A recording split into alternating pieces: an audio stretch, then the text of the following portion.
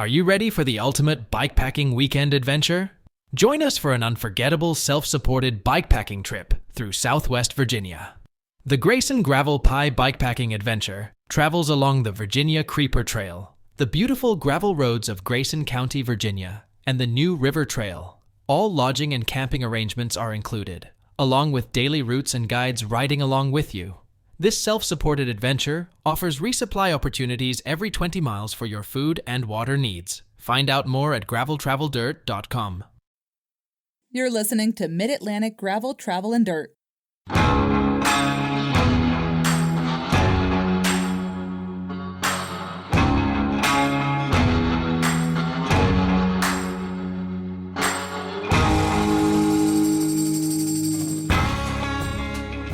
Joey reached across the table and hit the button. That was like a real man move right there, bud. That was a power move. Wow. Hi, everybody. I'm Brian. I'm Joey.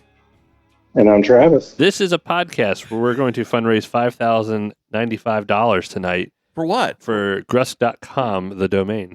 Oh, that's right. Yes. We were all over here trying to find your website, Travis, and Joey was loading GRUSK.com. $424 for 12 months. We could do a payment plan. So, okay, we're going to start a GoFundMe? Yeah. Okay, that's a good idea. Now you can do your real intro. That was a power move, just to let everyone know. No, we're rolling with it. But if you are new here, this is the podcast where we talk about gravel bikes, adventure biking, bikepacking, bike camping, or just playing bikes. And tonight, we are going to talk with Travis Olson from GRUSK, the gravel race up Spruce Knob in West Virginia. Welcome, Travis. Hey, thanks for having me on. How's the weather out there in West Virginia, IA? Oh, it is ultra crappy. Like, I think most of the eastern seaboard right now, it's nasty. Yeah. There's snow on Spruce Knob, and it's Really? ugly. Are you serious? There's snow up there right now? Oh, yeah. They got almost a foot of snow up in the mountains. What do you think are the odds that we will have snow in July at the top of Spruce Knob? If negative odds were a thing, it would be negative odds. Never saying there's a chance. Anything's possible, so you're saying there's a chance. Never say never. Well, before we start talking about the snowy GRUSK July event, we've got some great discount codes to share on either the Salt Stick website or the JoJ website. When you reach to checkout, use the discount code LOVEYOUBUY. It takes 20% off all your items. Over at Cutaway USA, use the discount code GTD20 to take 20% off your order. And side note, Cutaway USA did that banging new GRUSK jersey this year, correct, Travis? Yeah. Philip did such a good job. It's pretty hot. He's an extraordinary designer of fine apparel. How do you like that? Sound professional with that, Joey?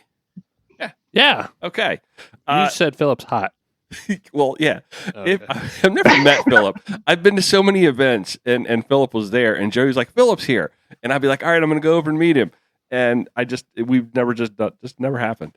But if you're in the market for a new hydration pack, check out Orange Mud. Use the discount code FF23RAINS, my last name, to take 15% off all your order. If you have a hard time spelling, or if I mispronounce something, the discount codes and the links are going to be in the show notes. How's that? That's okay. Feel good about that? That's awesome. We're going to keep going. Can I add something to that? Absolutely. So we're talking discount codes. So for everyone listening tonight and who goes back and listens to this later, I guess it's going to be Thursday. Write down MAGTD23, all caps, for $10 off your GRUSK entry. MAGTD. What was it? 23. 23. I'm going to put it in the show notes so that I can actually. That is $10 that can go towards the domain. That's the way to do it. Yeah. You should add something into Bike Rage where they could actually donate that $10 right back to buying that domain. That would actually be perfect. Okay, Joey, have you? Oh, we got a crack of the week. Very special crack of the week. Go ahead, go for it. I don't know. Is Greenbrier Valley going out of business? Yes. They are out of business. Yeah, that was so sad. And I kind of had advanced news of that. One of the reps, we've worked together really well for the past couple of years. And I got a call and she gave me the bad news, and so we have contingency plans. There will be beer at GRUSK, and we still are holding out hope that a new investor is going to come in and breathe some life in the Greenbrier Valley. But right now, it's looking like we won't have Devil Ants or Mothman or Braxy or any of the awesome beers that we've come to love for the past. Well, I mean, they were there since the beginning.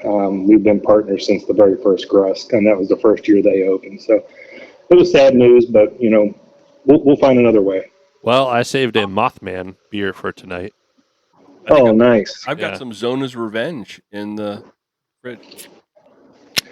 That's going to be worth money. Hold on to that. Oh, dang it. You literally just told me to crack it. Joey, I thought you were hesitating there for a minute to actually crack that because you were just staring at it. I actually had no plans on having out. I was drinking Athletic, and then Travis was on and knew this was in the fridge, and it clicked. So there it was. So I got up to get a drink. I do have some Zona's Revenge in the fridge at home from the last time I think Travis sent some beer down here. I think me and Larry finished the rest of it at where did we go back a few months ago? You were the demise of Greenbrier. No. Larry would be, but Monster Cross. We had it around I brought a bunch around the fire. You drank all the Greenbrier beer. Now it would be interesting though if somebody were to come along and do a salvage there, because I think it's a tremendous operation. They do good beer, so there's an opportunity out there for you investor type listeners. There you go. I agree. Yeah, and we were working on a deal to have our own beer based on one of the cryptids that I have in my area here in North Central West Virginia, but never got around to that. So I'm hoping that they come around and breathe some money into that operation. Yeah. Probably get some moonshine out there for GRUSK. Oh, there's plenty of that. Yeah. Some peach moonshine. That's my favorite. Oh, I don't want the stuff with labels on it. No. You want the real stuff? I want like a mom and pop mason jar. I want mom and straight out of the radiator. Yeah, maybe some Sharpie written on there or something. Yeah. I want some mom and pop's peach moonshine is what I'd like. We'll see what we can do. There we go. I might know a guy.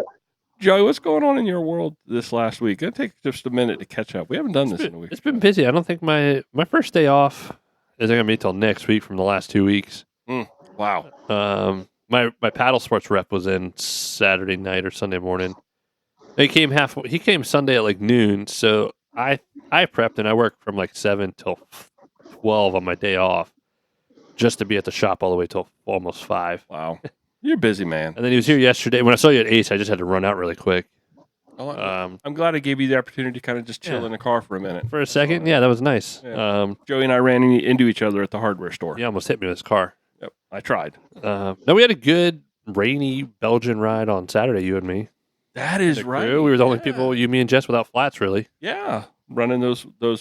What were they? Terra Burn Wash Veil. Yeah. I can't remember what it was. I got a lot of quick, shorter rides in after work last week. Yeah. Nice. Last week was a rainy week. It was hard to get some miles in. It was tough. Friday was nasty. Saturday was okay. Sunday was nasty. We paddled about 6-7 miles yesterday morning in the creek in the wind. Yeah. And then did a demo seminar for all my staff in the afternoon at the lake. So I'm still exhausted. Yeah. And then it was like a 7 a.m. work day again till now. Yeah, it's that time of year though. I know. I go to the Catskills in 2 weeks. I might actually take my bike this year. Oh wow, really? Yeah. There's the mornings when we're up there. It's the hatches and stuff where it's not really worth fishing unless you fish 5 a.m. till 6:30 morning streamer fishing. Doesn't really get good till 1 or 2 till dark. That's not bad. It's the Catskills. It's 28, 30 in the morning and maybe low 60s in the evening, and then you got to wait for the sun to get up on that water. Yeah, and the bugs start hatching, and so I figured there's enough real gravel. We've still got it, Travis. We still need to get together with you and do a little fly fishing up there in your neck of the woods. Yeah, I would love to have you over, like a little bike fly fishing. So, but Joey always runs off to the Catskills. Yeah. So took a second alternative. Maybe in the fall, Joey, we can do that. You're just every season though for you seems busy. Always. It's like your spring is obviously, and then summer and your fall, and then winter. You're always getting stuff prepped. This winter was busy. Yeah, it's just it's also the weather was, Hey, I ordered Jess a new bike rack. I thought you were gonna say you ordered Jess a new bike. Oh, Not yet. Did you get her one of the new Sarahs to go in the new car? Not Sarah's. Rest in peace. Oh, No, yeah, I don't know if Jess ordered a new car. I ordered Jess a new car, and then she found out about it. But new bike rack. So the Kuat came out with the Piston Pro. Not the Kashima. It's not Kashima. It doesn't have lights. we talked about this last week. Oh, did we? Yeah. Oh, yeah. I put hers on order. We don't actually listen to anything we talk about anymore. So, Travis, anything non-GRUSK related in your world that you want to share? Well, I've started playing guitar again. Oh, nice. So, yeah. I haven't played since I was in my 20s, and I've been Travis Van Halen. playing all through college. Oh no, not that good. It was terrible. I'm a barchord hero, but we started a mariachi Cyndi Lauper cover band called the Jalapeno Loppers. Oh my So God, a lot that of sounds fun. awesome. Where do you play? I need to see that, and our listeners all need to see that. So now I need to make that happen someday. Wow. You guys should do a performance at GRUSK. Well, that'd be That awesome. would be something. That would be something. That would be awesome. No, it's just, I don't know. It's been crazy busy here in my life. Not a lot of bike time, actually. It's just been a lot of adulting. But taking care of my mom and things like that, and things that, I just need to get done around the house. But the pendulum has swung to the other side of the fun spectrum. And, now I'm hoping to get it back in the middle to where it's, somewhere manageable, but it's all good. Yeah, we were hopeful to see you at Growly Cat, but that didn't work out. You would have been a valuable team addition to Team Mid-Atlantic Gravel Travel. Yeah, it could have been the four of us. Oh. But it would have been five because Dan was with us too. Yeah. But he wasn't a team member, but he rode with us like we Great did. to have Travis. We actually were mid-pack. I know, right? We let Travis come back. We didn't finish last. We were like 6th or 5th place. And it's not for lack of trying to finish last. Yeah. Because we sure did sit around a lot. Yeah. It seems like such a fun event. And that venue's amazing. I made it over to help out with the Dirty Kitten gravel event last July, and it was so much fun. Super hot, but so much fun. And I was really disappointed I couldn't make it over the other weekend next year. It was a glorious day. Well, if you listen, we really did have an enjoyable time. And I'm going to put a note in my calendar, Joey, for next year for the entirety of that weekend. And come hell or high water, I don't care what happens. That's where I'm going to be that weekend. I say that now. I've got it on my calendar, so I'm putting your name with it. You're talking about for the gravel race or the Growly Cat? The Growly Cat. Oh, yeah. I'm not going out there in July. I really Sorry, enjoyed Chris and that. Alex. The format was just so much fun. It was just like, I mean, I know we talked about this, that, Matt has the best bike game. And there's got to be a moniker out there that we can tag that Growly Cat with, because it's something special. No doubt about it. Joe, you want to do Strava Club? Yeah. I don't have to. Annie Belita, who's been on here multiple times. Really? I know that name somewhere. Huh. Seattle, Washington. I feel like that's changed with 204.3. Brian Farron from Mahomet, Illinois with 150.5. And Adam Young from Pocono Lake, Pennsylvania with 142.2. You only needed 112. It's probably all the rain on the East Coast last week to break into the top 100. And we went down to 899 because we were at 898. Sorry, we were at 900. Hey, Travis, can we make it a condition to ride GRUSK that you've got your Strava Club, but can we also make it a condition that they join the GTD Strava Club? Yeah, I'll make that a requirement, and I'll grandfather it in. And if they, I'll make sure before they even come through the gate that they sign up. All right, let's dive into These jerseys. I'm ordering one right now. Okay, let's dive into GRUSK. Let's talk about let's take the big picture view of the event for some of our listeners that may be new and haven't heard you here on the podcast before. Because it's a repeat. You've been here 2 or 3 times with us, I'm pretty sure, right, Travis? Yeah, and this is probably the 4th or 5th, to be honest with you. I can't. All of our original folks. It's so good when we get to have you back. It's like talking to old friends. Yeah, I agree. So let's do the 50,000-foot view and the overview of GRUSK, and then let's talk about some of the changes. Okay. So GRUSK, the gravel ride up Spruce Knob, it's become a weekend, or really a long weekend event, nestled in the Monongahela National Forest in West Virginia. It's a very remote area of West Virginia, but that makes it incredibly beautiful. Without a ton of cars and just beautiful forest, government-supported gravel roads. It takes riders to the top of the mountain state, Spruce Knob, 4,853 feet above sea level. It's West Virginia's highest peak. And you can choose anywhere between 25 miles up to 260 miles. Whatever your legs and lungs and chamois area will allow you to ride. So that's the 50,000-foot view. We have a live band. We have food. We have high meadow camping with incredible views when it's not raining. We have a beer tent. And it's really just a high mountain festival atmosphere. As soon as you drive through the gate and crest the hill, you can see the expanse of the venue and all the campers, and then you'll drop down to the yurts after you get there for registration. And if you haven't been there, it's hard to describe because it's the yurts and the setting make it such a magical place. And you're high in altitude, so you beat the summer heat, and you don't really think that's possible when you're sweltering in the mid-Atlantic in July. But you get above 4,000 feet, and it's amazing. Well, I want to interrupt you here for a second, Travis, because I think you're underselling it. Because I did GRUSK last year, and it is a magical kind of weekend. I mean, Jess and I rode up, and I remember coming up that dirt road. I'd never been there before, coming in last year, riding up that dirt road that got rougher and rougher and rougher the closer you got up to the venue.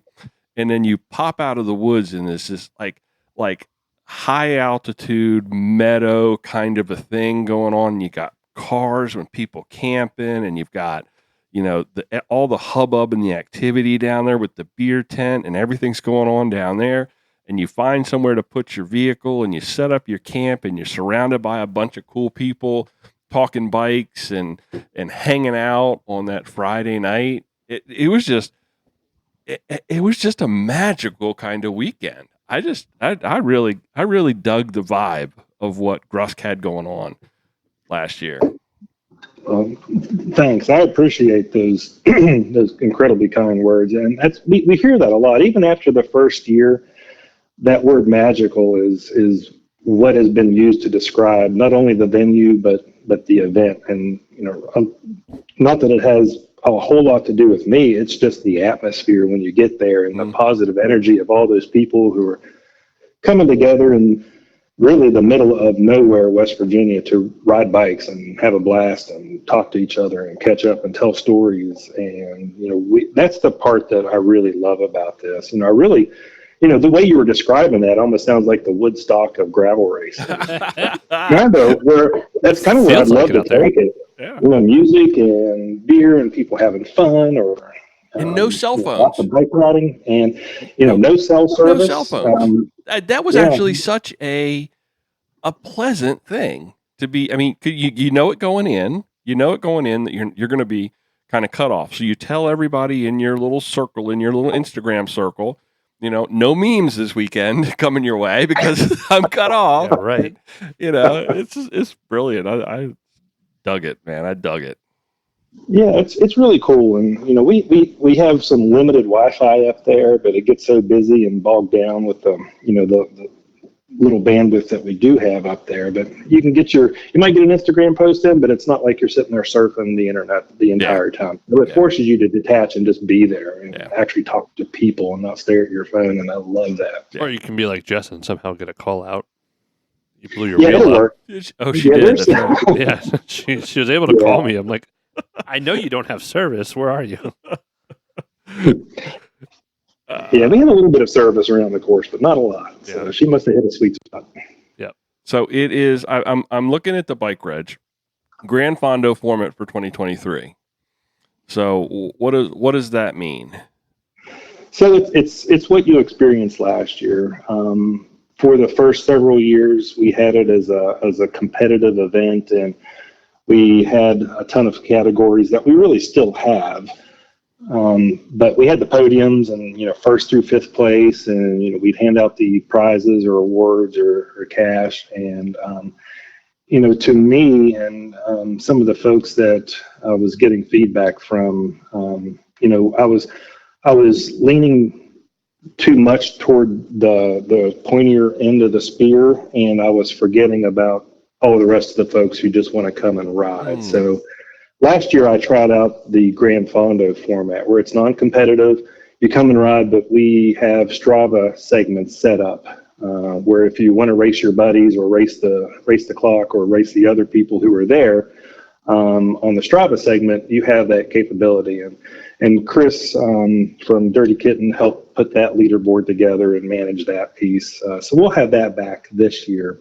So it gives you a little competitiveness, but it's not an all-out race. And I got some good feedback. I was really worried that it was going to hurt the event, but I think in the end, there were racers who were disappointed, and I understand that. I used to love to race a lot, but I heard by and large that they just had fun going out and riding without the pressure of racing, and the segments made it fun. You were right beside someone, and you were just, flying for 2 or 3 miles and then letting up and seeing how everybody did. Yeah. I think there's room for both. So, that's the Grand Fondo. We're always toying with the idea of bringing some type of race aspect back. We might have something in 2024 where we've been batting that around a little bit, but for 23, we're going to keep it, what we had last year. It seemed to work. Yeah. Well, it's. I think people do appreciate that. I think, there are people out there that pressure of the race environment sometimes kind of gets you. That's maybe why I enjoyed Growly Cat so much. It was a non-race environment. Had I known we were racing, Yeah. I didn't know there was results for that. I didn't either. Okay, let's walk through course by course. So starting with the Spruce Highlights Tour. It's a 27 or a 32 mile course. What's that one look like? So the Spruce Highlights, that's obviously our shortest, straight to the summit and back. You still have some climbing, but what you'll find in the Monongahela National Forest, especially in this part of West Virginia, the hills are big, but they're gradual. So you'll be pedaling up a 5% grade for an hour to get to the top of Spruce Knob, and then you'll head back to the venue on another. There's a significant climb after you come down off of Spruce Knob and going back to the venue, and it pitches up really steep and rocky at the top, and it'll make you cuss me a little bit, especially if you're tired. But just what the 25 mile route does, it allows folks who aren't experienced to come out and ride a course and really have that achievement of making it to the top of West Virginia and Spruce Knob and get back and just see what gravel is all about. You don't have to have an incredible level of fitness to finish that one. And with the 33 mile, it adds the grassy downhill, so it's more it's truly the highlight. You're not only getting the summit of Spruce Knob and the climb up and the descent down, you're getting that 2 mile double track descent, which people love it or people hate it, I think. What I've come to find, I think last year, a lot because of the rain, I think a lot of people hated it, especially the folks who might have gone down in the dirt. But the way I approached that, because I had people, that had done it many times that were kind of saying, be careful on that grassy descent. And Larry was one of them, because Larry's got the horror stories of I flipped over, ass over end, and da-da-da. But then I got up and I saw that the tree was damaged, and Larry comes at us with those stories. So I kind of took it easy, and as long as you approach it like that, I didn't have any problems. I enjoyed it. I thought it was great. Yeah. I think this year, and you're the first to hear this, but I'm taking the Strava segment off of that one. just in case it is rainy, and just to limit because we have very limited EMS support in that area of West Virginia to begin with, and then when we'll all of those EMS folks up to a bicycle event and take them away from the people who live in the cities and small towns in the area. It's a significant impact. So, I have to be cognizant of that, and I want my riders to be understanding of that. So, unfortunately, we're taking the Strava segment off the grassy downhill, but that doesn't mean you can't come rip it outside of GRUSK weekend. That means you're going to have beautiful weather for it, and it's going to be like the perfect conditions for that descent right there. And I think it's smart. I saw even going slow, I saw people that had problems. I think you and I encountered each other. We did when I was coming down, and I remember you were going up, I was coming down, and there were some people up just the way that had a problem. But then what happens is they end up sort of being, because that's kind of a tight area with that double track. They kind of, as soon as one thing happens, it almost felt like it was going to snowball. Right. So Travis said negative chance of snow. Negative chance. Oh, that's right. Doggone it. You know what's going to happen this year? It's going to snow. It's a mud ball. Okay, so that 27, 32, so that's the 33, and then it takes you past the lake, and we encourage everybody to stop at the lake anymore. When we had it as a race, you just rode right by the lake, and you didn't dip down to see the lake. So that's a good place to stop, and they have porta johns there, or porter johns if you're just. We have those too. What's the new name for them, Joey? Plastogens? Plastogens. It's a new word. Plastogens. Poor John. What did he do? That's the one I spent a lot of time in at Rally Cat. Poor John. Okay, so stepping it up. The next all right, level of commitment, your 50 miles. Heading to the 50. So if the 50, after you get done with the grassy downhill, you go down what's called Dry Fork Road. And Dry Fork Road is a 8.5 mile, just incredible descent that takes you to the town of Whitmer. And I don't know if you remember that, but you really have to pedal for 8 miles. It's a nice descent, and it's not twisty, right? It's kind of got right. Yeah, you can get into a rhythm going down that. There are 2 turns. They're both right-hand turns that are a little bit tricky. And that's where I just warn people, watch out for the car, stay on the right side of the road. But you're right. It's just a straight shot down to the town of Whitmer for 8 miles. And we used to go up that in the first couple iterations of GRUSK, and then I switched it around because it is such a pleasant descent. And the other way, it was just an 8 mile grind, obviously, going back up. And, the basic people loved it, and everyone else was like, hey. So that's once you get past that 8 mile descent, you get into the town of Whitmer, and we have another aid station. And then after that, you're just pedaling along Gandy Creek, and that takes you all the way up to Spruce Knob Lake. And it's such a good pedal up through there, just miles and miles of just buffed out forest road that are right beside a picturesque creek. And there's dispersed camping along through there and some of the best fishing in West Virginia. And then it takes you back to the venue and the finish after that. So that's the 54 mile route. Now the 80 and the 100 mile route, when you get to the bottom of the grassy downhill, you do another big loop over on the western side of the course. It's a relatively, it's a flatter, some of the more flatter terrain. Once you get down into the valley,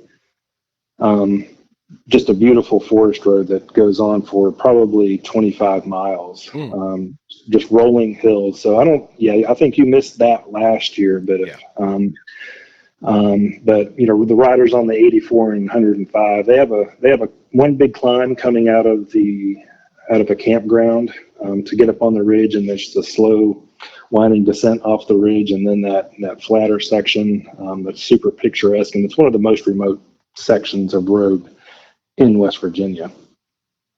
And then they climb back out, and then they also take that Dry Fork loop down to the town of Whitmer, and then back up to Spruce Knob Lake. So you're definitely adding some miles, you're adding some elevation. The 84 mile has roughly 7,400 feet of elevation, give or take a few feet. And then when you step it up to the 100, it's really not that many more feet of climbing. It's around 8,700 feet. So you're really only adding another 1,400 feet of climbing.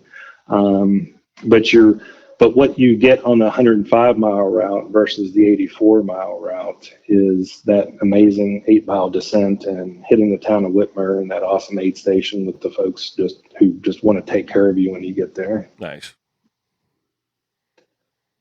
And then we'll jump over to our monster bike packing routes. And I say bike packing with quotes. You can't see my air quotes because there's monsters out there in that world who will pedal this. And I think we had the winter pedaled it in the 220-mile route last year in 16 hours. I mean, there's just some animals out there.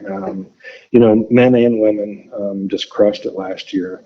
So we decided to add 40 more miles onto and create another route this year that takes you to through a state forest called Seneca State Forest. It has a very picturesque fire tower that you can actually rent out and sleep in. It's not available for GRUSK weekend, or I would have already rented that out. But it adds 40 more miles, a 40-mile loop that takes you through some really picturesque country. Down to the town of Cass, which has a scenic railroad that takes you to the top of the mountain that's close to Snowshoe. So it really hits some of the highlights of West Virginia. Now, do you know? So these start, the race day is Saturday for everything except for these long distances, and they start on a couple of days or the day before on the 6th or the 7th, correct? That's right. Okay. Yeah, so the folks who want to take it easy and do a 3-day tour, which is probably still beyond my reach with all the climbing, but I mean it's more palatable for the bike packers, and there's some obvious logical places to stop near towns to spend the night. They'll leave on Thursday and make a 3-day tour out of it. So you can do that with either the 220 or the 260? Yes. Okay. Yep. Absolutely. And then the racier folks who want to go push themselves and see how far they can ride through the night, they'll start on Friday morning. Okay. And the intent is to get them back to the venue on that Saturday, either the 3-day folks or the 2-day folks, because we have the aid stations open. So there's a little bit of benefit to riding a little bit slower. But last year we had the racy folks finishing in the middle of the night. Some of them, before I even laid down to go to sleep, they were rolling in. So that was just amazing. That was a little unexpected. There are some special people out there that just really know how to pull those things. Cynthia Frazier reminds me of Cynthia. Cynthia's like that, Yeah. She's been to GRUSK, and she was actually supposed to. It was one of her training rides last year for a big event, but she wasn't able to make it. I'd love to see her come back and see how she does. Now, I mean, she's big time now. Yeah.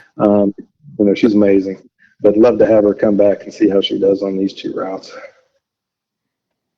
Okay, so that's a big weekend logistically for you to put together. Thank you for doing all of that legwork to make 4 different routes for the day, plus these massive 2 and 3 day adventures all rolled into the same weekend. This is your full-time job, right, Travis?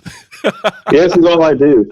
I wish that would be amazing.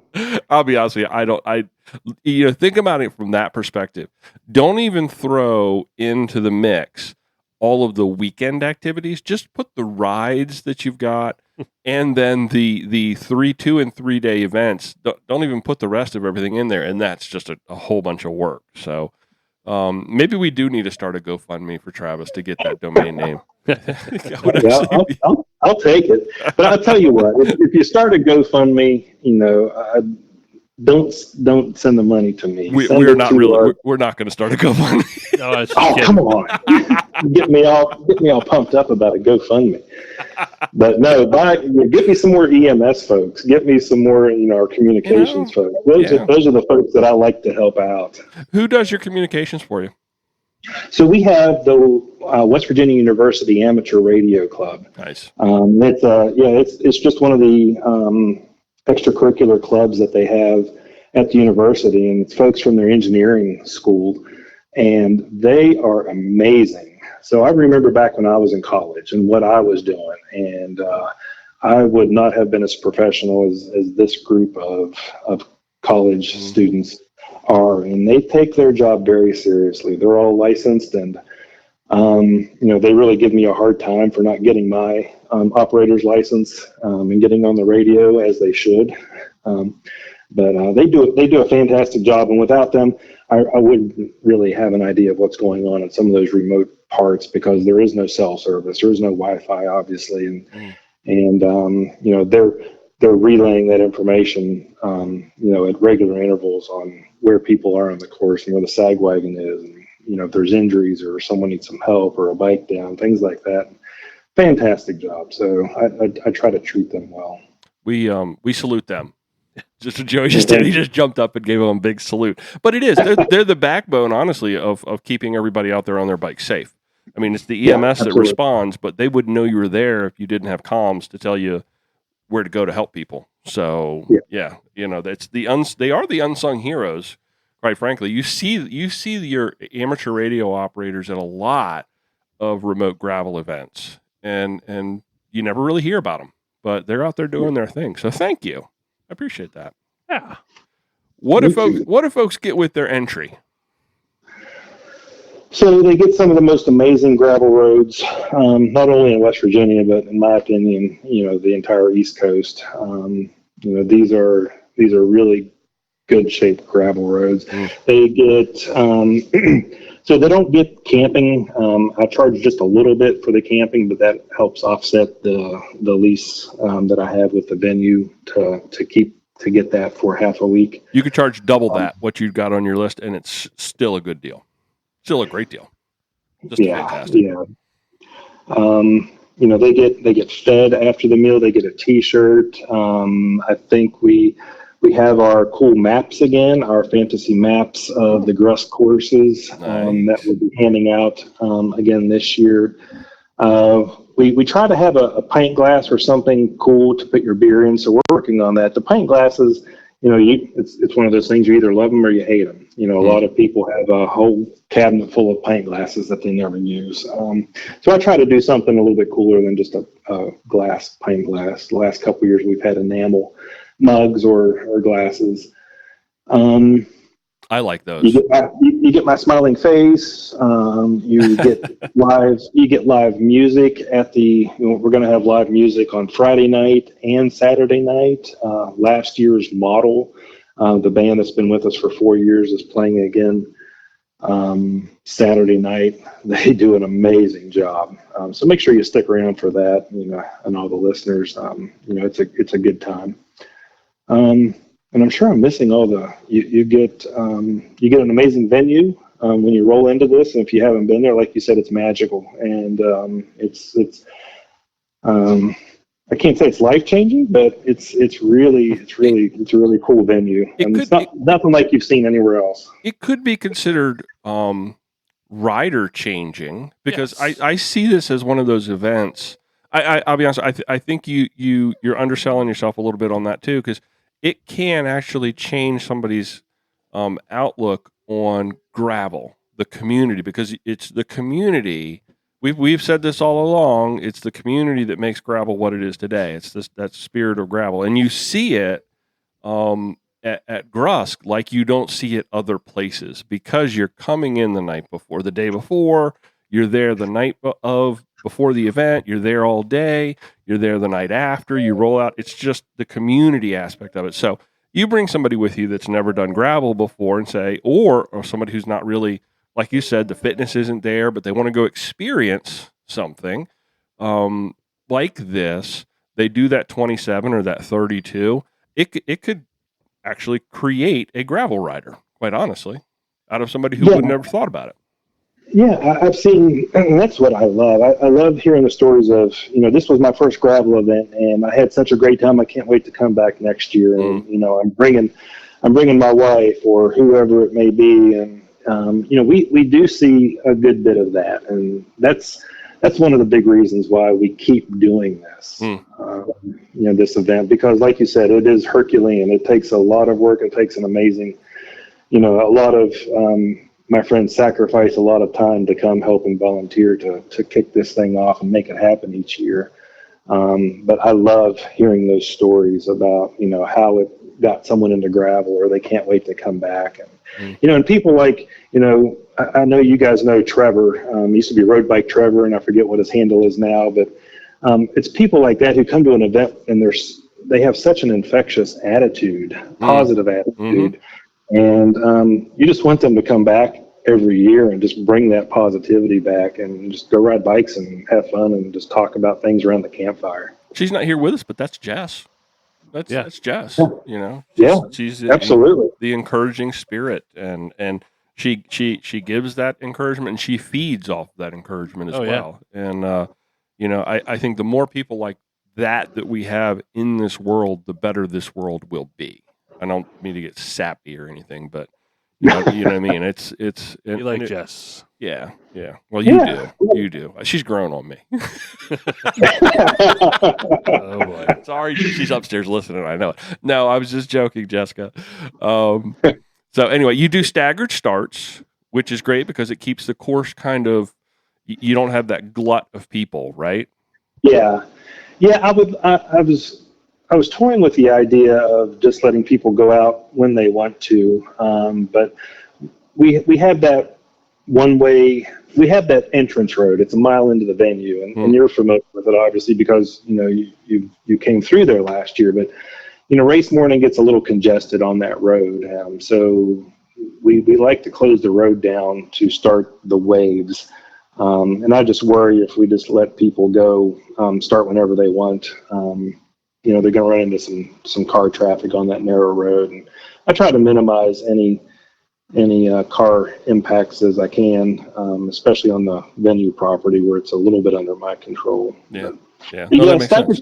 It kind of just, when we have a large group of people, it just spreads things out a little bit. So we found some luck with that. And now everything is you get your Ride with GPS course that you can follow. You also get and some pro tips on that one, folks. Get that course ahead of time, download it into your Ride with GPS app on your phone, and you will not get lost. But you also mark the course, correct? Yes.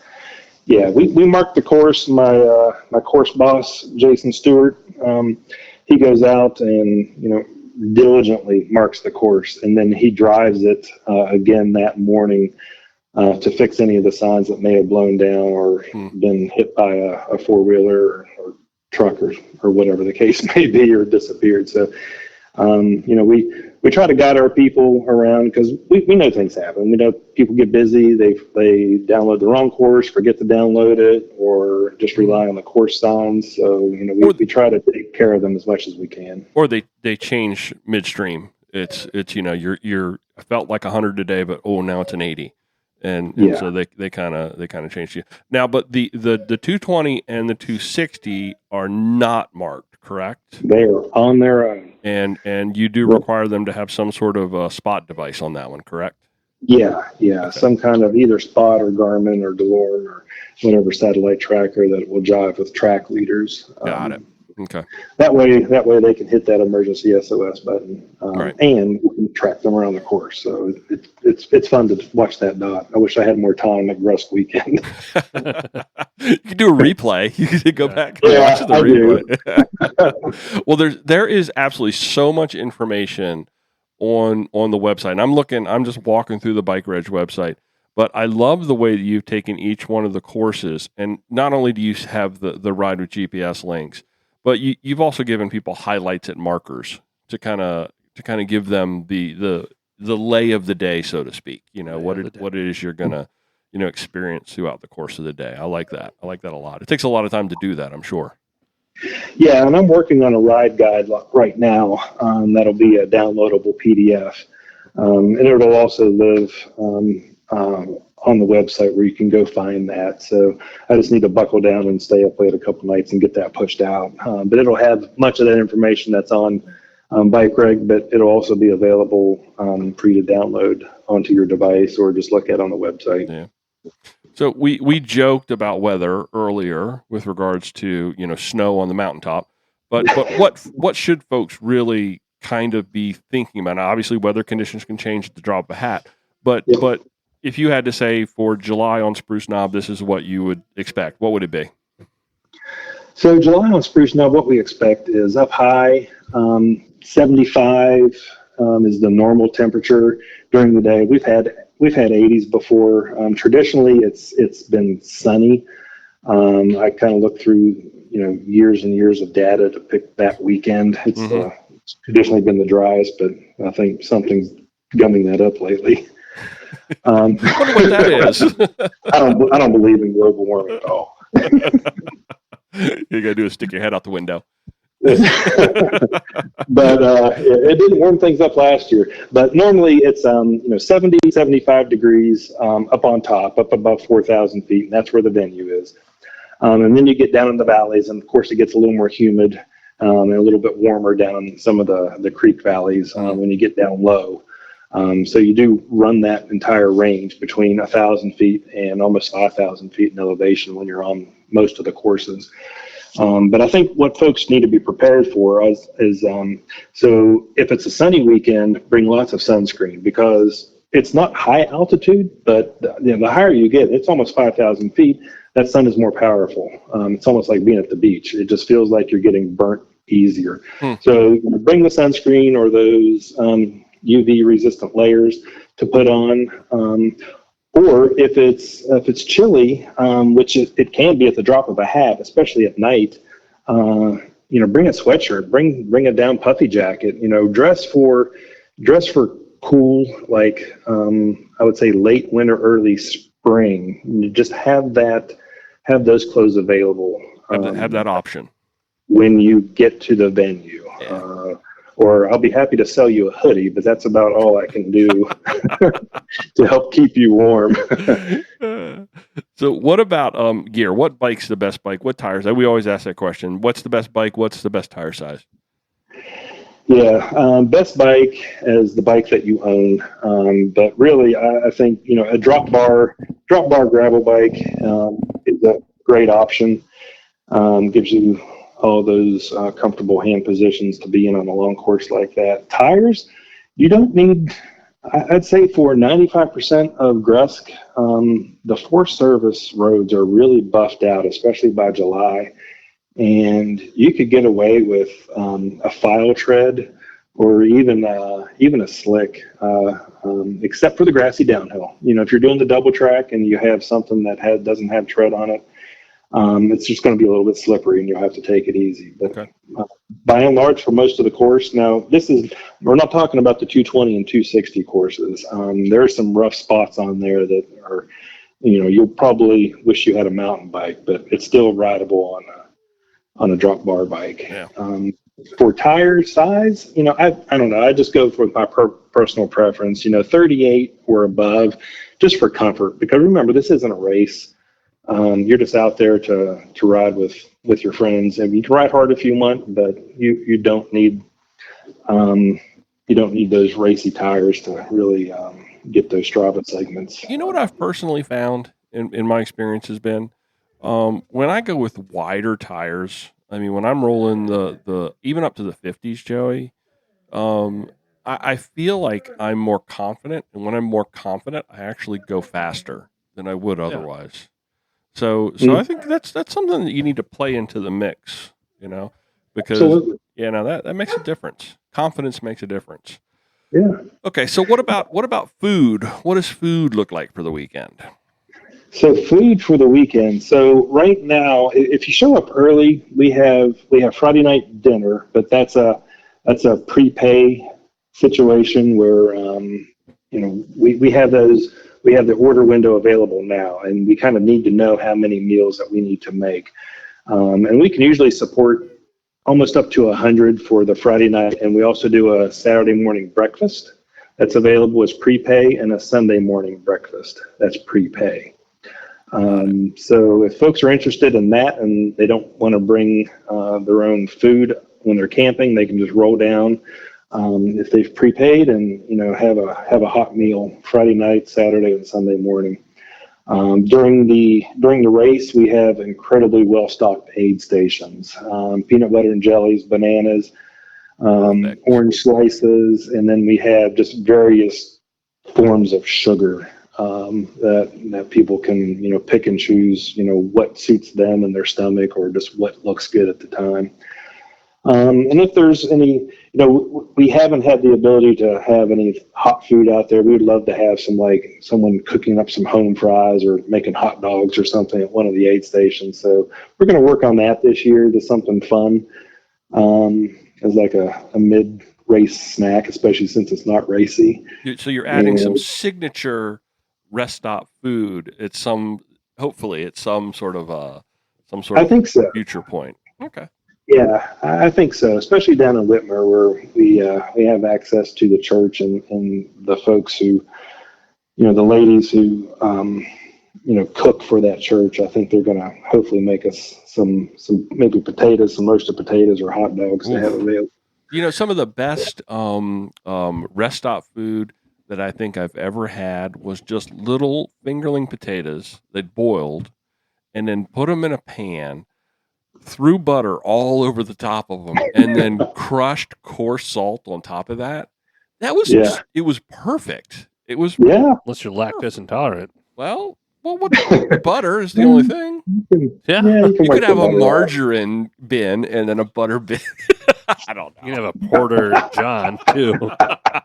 We have one of those there.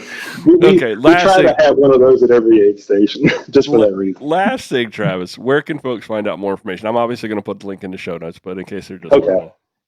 Yeah, the two main places are our website, and that's mountainrides.net. Since I don't have $5,000 to buy GRUSK.com, obviously yet. Not yet. I'm not even sure who owns that. I'll have to look. But anyway, mountainrides.net, and then bikeridge.com/GRUSK. And I'm going to have links to that in the show notes. Yeah, how about links to all that in the show notes? Thank you. And be able to click on it, and there we go. Well, I know I, for one, am already an eager beaver to get GRUSK started. Awesome. I'd go up this weekend if I could. Go up right now. Let's do it. You can. Yeah. It'd be cold and snowy. Let's go. The people at the venue would be like, you're a little early, bud. Cool your jets. The fishing's good, so we should go. There you go. Okay, you want to do some this or that, fellas? Since we don't have Jessica, I can use that term tonight. Travis, you're going to be first, then me, then Joey. Let's dive right in. First item on this week's this or that. This one is fire. Charleston girl or Uptown girl? You see what I did there? Yeah, I don't know if Travis knows. I just pitted Tyler Childers. I know. I don't think in West Virginia with Charleston girl versus Billy Joel with Uptown girl for Jessica. So we've got West Virginia. Travis, do you listen to Tyler Childers or know who that is? Yeah, I do. Absolutely. He's mainstream. I know. And in 2016, I probably had an opportunity to have him play at the first GRUSK and just didn't. And that will forever be a screw up. And now everybody knows. I've got to go. I love Uptown Girl, love Billy Joel, but I've got to go Charleston Girl because it's not my hometown, but it's our capital, and got to represent the state. I'm going Charleston Girl all day long. Absolutely. There's something about the beat of Uptown Girl. It is also Christy Brinkley too. From back I'm in the with day. you. I'm not really a Childers fan. You are. Every day, but Larry did warn me about the Charleston women. Yes, true. As he should. You pick that Charleston Girl, you may have problems in the future there, bud. Yeah. So you went with Oh, yeah. Okay.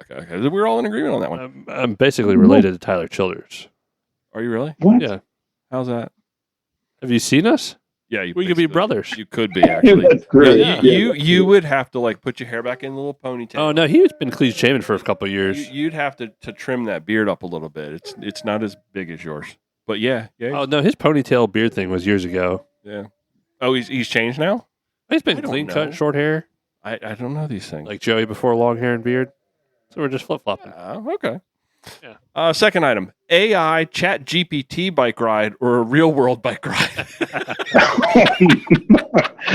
Now, we're not talking Zwift. We're not talking Zwift. You would actually sit in front of the computer and do nothing and just watch the computer ride a bike for you.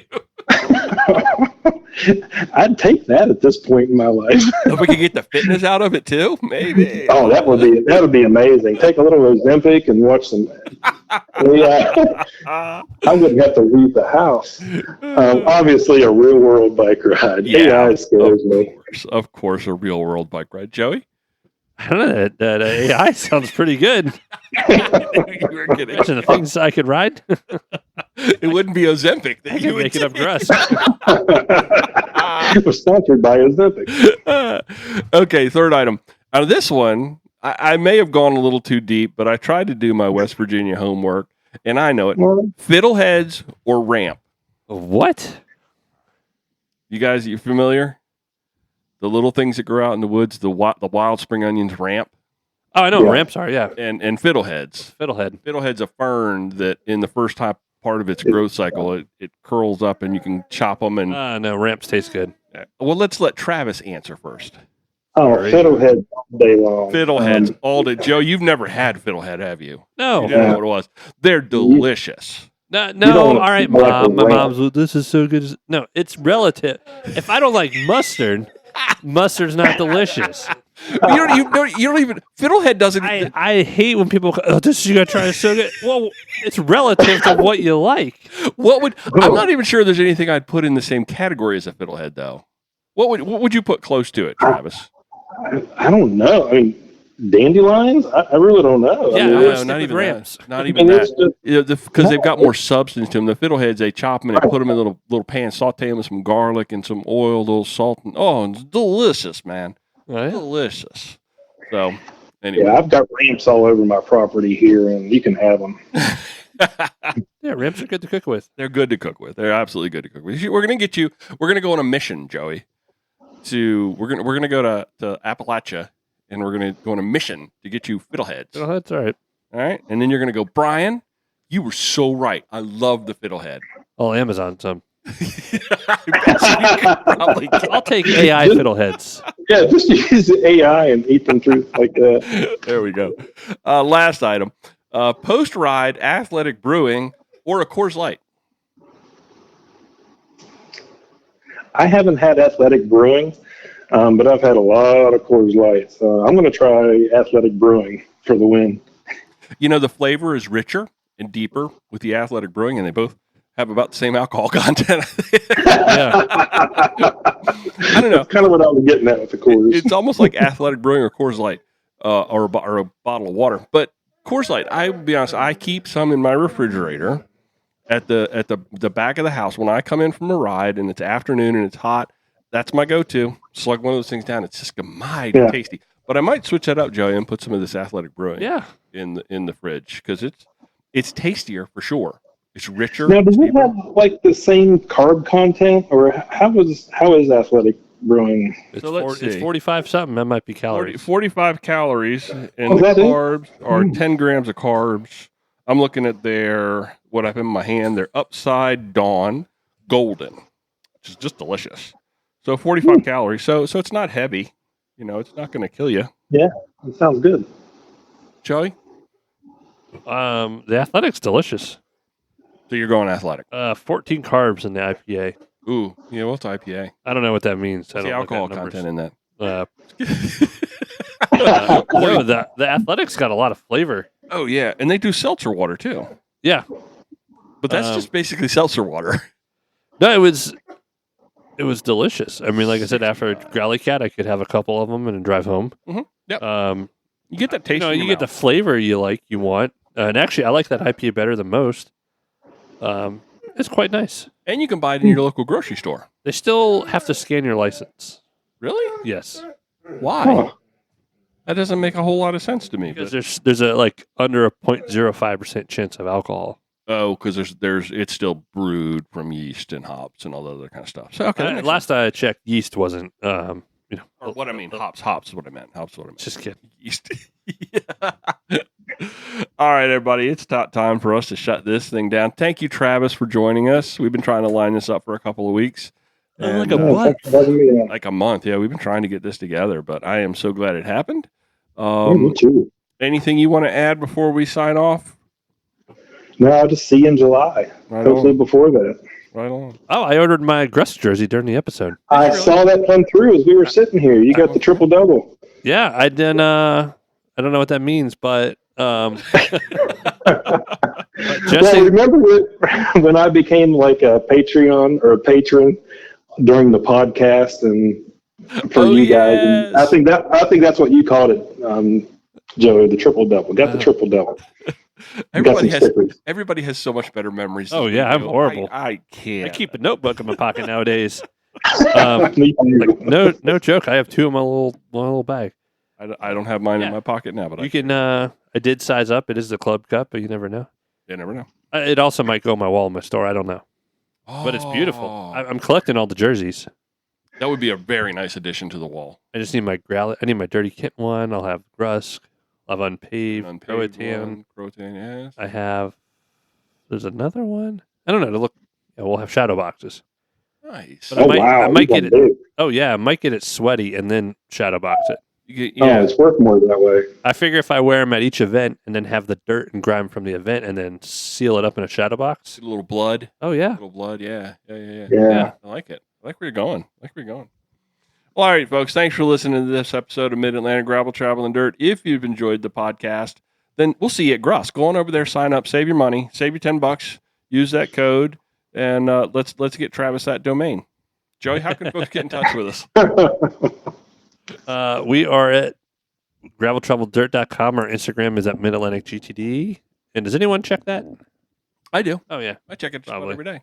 Oh, I'm bad at that. I'm not real good at responding to messages all the time because It happens. I got like 5 Instagram accounts on my phone.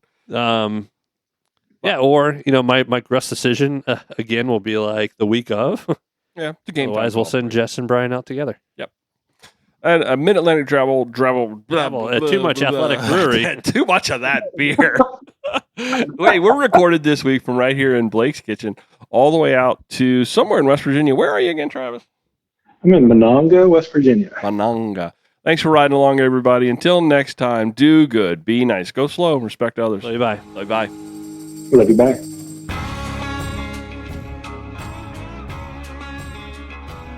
Hey, I've still got no submissions for my leprechaun tattoo.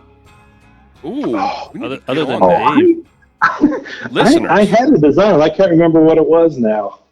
It's a little trash panda. I'd get that too, but I want the little leprechaun on the I'm ready for it.